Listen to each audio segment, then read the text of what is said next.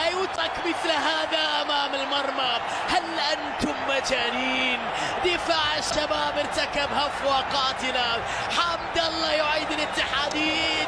حمد الله أحد الهدافين التاريخيين لهذه المسابقة يسجل هدف التعادل، يعود من أجل الاتحاد بالوسام الملكي ومن أجل كأس ملكية ومن أجل الصعود للوصول إلى العاشرة. لم يكن فيها تسلل. هذه لقطة عبد الرزاق، يحب هذه الكرات، يستغل أنصافها وأرباعها.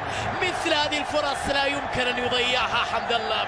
مثل من أنصاف الفرص يترك مثل هذا أمام المرمى.